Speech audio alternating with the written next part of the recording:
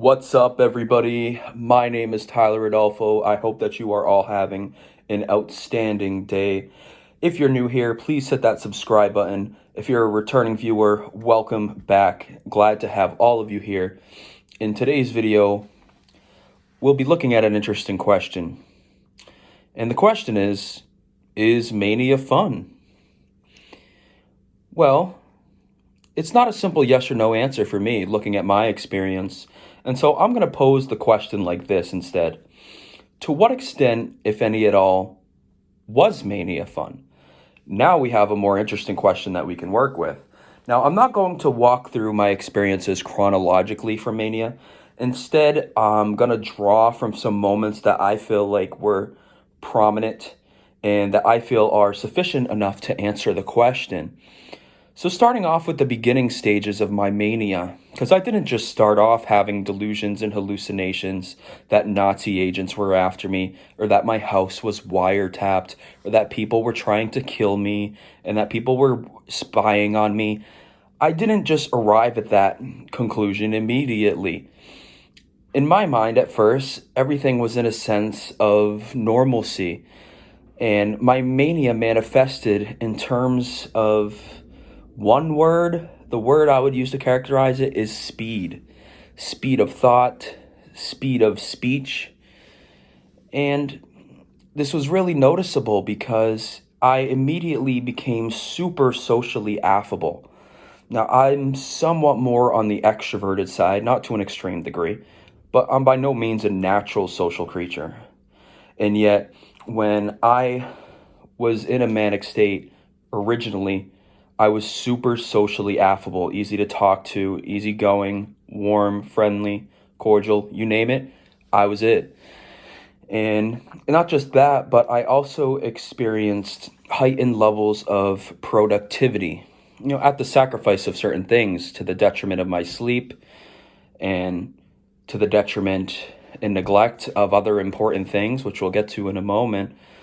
But I became productive in some sense. In fact, I was so productive that I actually organized a sexual awareness campaign to raise money for organizations that help sexual assault survivors in the area. And it was a really successful campaign, so successful that I actually got interviewed by the New York Times and put in the New York Times. That's something that I achieved while I was in a state of mania. And that's one thing from my manic experience that I'm still very proud of. Because as a sexual assault survivor myself, the fact that I was able to help in that way, it just really means the world to me. So I had heightened levels of productivity. I became a natural-born social creature. I had boosted levels of confidence. My self-esteem was so high, I would stand up for myself in conversations, and I had an enormous sense of humor as well. But things started to take a turn. And this is when I experienced what they call the law of diminishing returns. The net positive benefits started to decrease in intensity, while the net consequences started to actually grow. The amount of positive benefit I was deriving from my mania was starting to become negligible. My grades started to plummet, and that's because I stopped going to classes and I became super overcommitted on everything fraternity related. It was hard to direct my mania towards grades, especially when you're at the point when you're starting to develop delusions and so forth. So up until this point, I would say that yes, my mania was fun in the sense that I felt like I was in control of my life, my path. My path was not linear.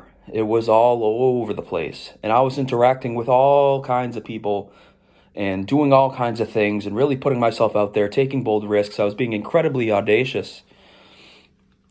But on the other end, my grades started to suffer. And your number one goal as a student is, of course, to get your education. And when your education suffers, you have to really start questioning your priorities. I ended up losing my job as well. And this was not fun because I ended up losing a stream of income to fund myself and take care of myself while I was in college. It's not easy living in a frat house, and the meal plan I was on was not entirely ideal. and I chose it because of my impecunious financial background. I couldn't afford the unlimited plan, so I had to compromise and choose a little bit of a lesser plan in order to meet my financial accommodation. And so at this point, it wasn't fun. When my grades suffered, it wasn't fun. When I lost my job, it wasn't fun. And I started to become more agitated.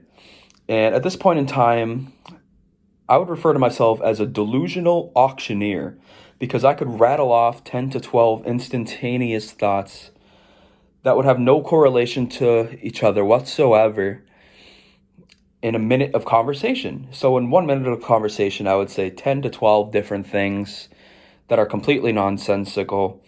And it sounded like I was an auctioneer the way that I was talking. You know how auctioneers speak so fast, like, can I get a 10, 10, 10, can I get a 15, 15, 15, go now, 20, go now, 20, can I get a 20, can I get a 30, can I get a 30 now, 30, 30. It was just absolutely all over the place and extremely fast. People were now unable to understand me as well. Because of that, because my thoughts were becoming irrational, because I was starting to speak so speedily, people were understanding me less and less. And this is where the agitation really intensified, because it was frustrating that people just couldn't understand what I was saying. What do you mean you don't know what I mean by that? What do you mean that you don't know what I mean by this? And so things kind of continued down that road. My mania escalated, and eventually it got to a stage of profound paranoia.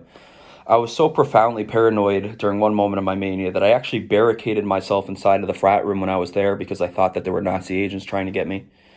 I would sleep outside in the middle of the night rather than sleep inside the frat house because I felt safer sleeping outside on the streets. How absurd is that? But it happened. And as a college student on a college campus, I began to carry a pocket knife on my person with me at all times. No matter where I went, it was with me regardless. And so these three things I started doing, barricading myself in the room, sleeping outside, carrying a knife, they all demonstrate the fear that I was beginning to feel. And I can tell you there was nothing fun about that fear. The fear of being followed, the fear that someone was going to kill you, the fear that you were being monitored, the fear that you were wiretapped, that your house was bugged, that there were people outside the window looking at you, that you were living with Nazi agents. These are all fears that I had. They weren't grounded in reality, but they're fears that I had. And so that paranoia really ate away at me and made me more agitated, made me even more fearful. It wasn't fun at all. There was nothing fun about it. And at another point, though, I started to develop this delusion that I was an important person, more important than I actually was. In particular, I thought that I was related to JFK and that I was the second coming of Jesus, a second Messiah, sent by God, a messenger of God. I had all the answers to all the world's problems, and I let people know about it on social media. Now, this one is kind of a mixed answer. It was fun when I thought I was related to JFK. I thought it was the most awesome thing in the world. Holy cow, I had this epiphany. I'm related to John F. Kennedy Jr., the greatest president this country's ever had. That is an astonishing fact. It made me proud. A delusion gave me pride. Isn't that something? Isn't that an occurrence, if you've ever seen one? Being the second coming of Jesus, it's one that I don't look back on proudly because as a Christian, it is so blasphemous. But I know that I was in a mentally ill state and that it's not my fault that I held the views that I did and that they were that extreme. It was just the product of my mental capacity at that time, which was significantly reduced as a result of mania. So it was fun thinking I was related to JFK. I guess it was fun at the time thinking that I was like a godly figure, that I was some kind of avatar of God. But looking back on it, it's certainly nothing that I'm happy about today. It's one of the things that I'm most ashamed of is that I thought I was the second coming of Jesus because it's blasphemy. So overall in mania, I lost my job, but I didn't just lose my job.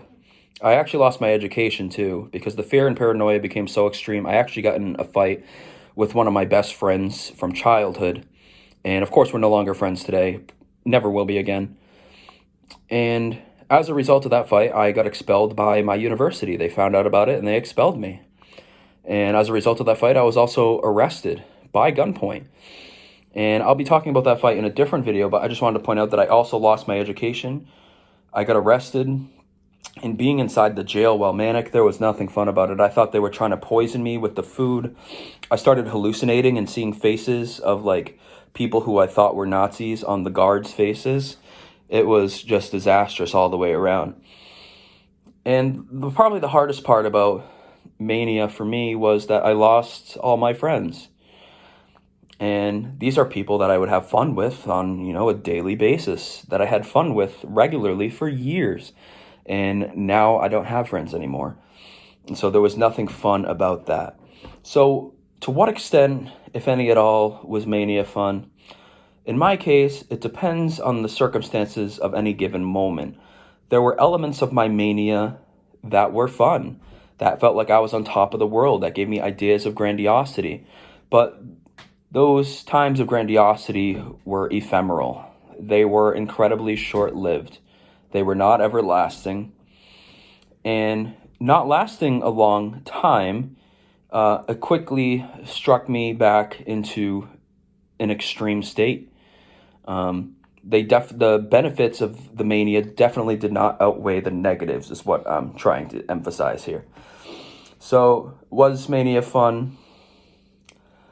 Short answer for me, if I had to give a yes or no, would be a no. As depressed as I've been, Mania is not a state that I would like to return to. I'm grateful to have my sanity back. I haven't had any manic symptoms since March of 2022, and I want to keep things that way. I want to keep going in the direction I'm going and keep making progress in my treatment and recovery, because Mania was like a horror movie to me. There was nothing fun about being in a horror movie. Being sociable, the limited time it lasted, it was fun, I'll admit. I felt on top of the world when I thought that I was related to Kennedy, and I thought that I was this cool, authentic, important figure. But again, to an extremely limited amount of time. And so my overall answer would be that it depends. Is Mania fun? It depends on the circumstance of the moment. And that's it for today's video. I hope that answers the question. For anyone else out there who's had a manic experience, do you recall anything that was fun in particular? I hear people say all the time, oh, I'm so depressed, I kind of would rather go back to mania. And I can relate to that to some degree, because the depression is so hard, so overwhelming, that in some sense you kind of do want to return to that feeling of being on top of the world and being euphoric. But for me, I only had that in a limited amount, so that's why I say that I only can relate somewhat. But let me know in the comments down below, were there any moments in your mania that you would classify as fun? If you feel free sharing, please do. But thank you all for watching. If you're new here, please hit that subscribe button. If you're a returning viewer, welcome back. I appreciate all of you. And I really hope that you all have a wonderful day. I appreciate the growth of the channel. Y'all are the best. Peace out, y'all.